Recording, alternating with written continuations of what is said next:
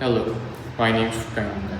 I am participating in this competition from Turkey and I study at Istanbul University of Science. Today I will present my project Biomap, which is a flapping wing microwave designed based on geometric principles. Our main problem is that the existing drone systems are too large for debris caps smaller than 10 centimeters. In addition, because of their rotating propellers, they create turbulence inside rubber, which may lead to secondary collapses and also cause sensing errors because of the dust they stir up. Furthermore, rotating propellers create a safety weakness because they may injure trap survivors. Another important issue is that in environments where GPS data is unavailable, these systems become even more limited because they don't have their own SLA mapping capabilities. Our project is a solution developed for these and similar problems. Biomap is a flapping wing microwave approximately 3 cm in size, designed with geometric principles capable of mapping its environment and detecting living beings around it. Biomap includes flapping wings, an ESP32, a switch processor that serves as the brain of the system, an image sensor that helps the vehicle remain stable, an IR thermal sensor for detecting living beings in surroundings, a micro camera to assist field personnel, a micro-lidar sensor to detect obstacles and prevent collisions, and piezoelectric actuators that drive the wing flapping motion. Thanks to this competence, the system will be able to successfully carry out the tasks assigned to it. At the first part, all sensors calibrate themselves and become fully ready for the mission. During image calibration, the vehicle is first kept still for a few seconds. Gyroscope data is collected and false rotation measured even while the system's stationary is identified. This value is then recorded as an offset. Similarly, for the accelerometer, gravity is used as a reference. X-drift is checked and small offsets are corrected. For lidar calibration, the system checks whether the sensor is functioning, whether measurements are being received, whether the measurement range is normal, and whether it produces unrealistic values at short distances. During IR thermal sensor calibration, the ambient temperature is monitored briefly, and until environmental reference is established and the system checks whether there are sudden temperature spikes. For the micro camera, the system checks whether an image is being received, whether the exposure is too dark, and whether the image is completely corrupted. Second part. After that, unnecessary noise and reliable data are filtered out to make the system safer and more reliable. Extreme distant unrealistic values, zero or empty readings, and sudden distant spikes are considered unnecessary data and are not used. This stage is particularly important because the wing flapping motion creates high vibration. Then using extended Kalman filter, data from different sensors is fused and the vehicle's current state, position, orientation, and velocity are estimated. Instead of storing everything as a detailed and heavy 3D map, the system updates only essential information such as important walls, corners, and transition areas in a lightweight way. Third part. This part works like the brain of the system. After data is processed, decisions are made here.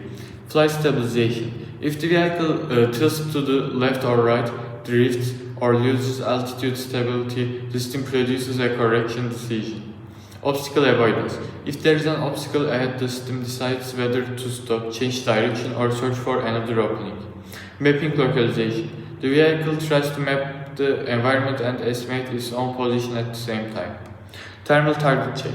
If the IR temperature sensor detects a temperature difference, the system decides whether this is an important heat source, whether it may be a living being, and whether it should be marked on the map. Fourth part. After a decision is made, the system performs a real action. It corrects its motion to maintain stable flight, changes its route or direction to avoid obstacles, marks an important heat source on the map if detected, and finally, depending on the energy condition, either continues the mission or safely terminates it. The technical characteristics and design of Biomap are as follows like this. The main purpose of this design is to support search and rescue activities by enabling access through debris caps smaller than 10 centimeters. Compared with mini-class drones currently available on the market that could be considered its competitors, the Biomap design provides greater access to narrow spaces, lower collision risk, lower turbulence, higher human safety, and the ability to create its own map. With these capabilities, it surpasses its competitors in every aspect for search and rescue purposes. which demonstrates why our project is indispensable for such operations. According to the graphs, the wing flapping frequency exceeds 50 millinewtons and 120 Hz and reaches the highest lift force efficiency. When the flapping frequency goes beyond 120 Hz, the wings begin to deform, which causes the lift force decrease. In addition, a wing angle of 35 degrees produces the highest lift force. These graphs are analytical trend graphic graphs created in Python, based on the classical lift equation and simplified flapping wing kinematics. The basic formula was used and the effects of frequency and angle of attack were modeled with coefficients. As shown in the simulation output that I prepared in Python, because there is no ready-made simulation package on the market that could be used for a project like this. This output was not obtained from an existing simulation package. Instead, it was obtained from a custom 2D LiDAR-based occupancy grid mapping simulation that I created in Python.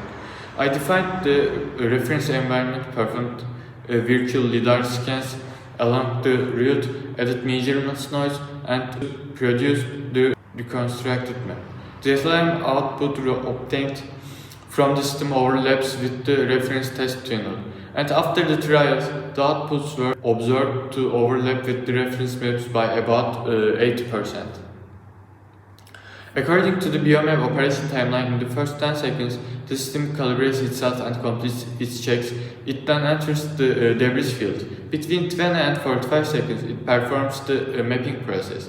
After extracting the map of the environment, it marks living beings in the surroundings, using the heat sensor.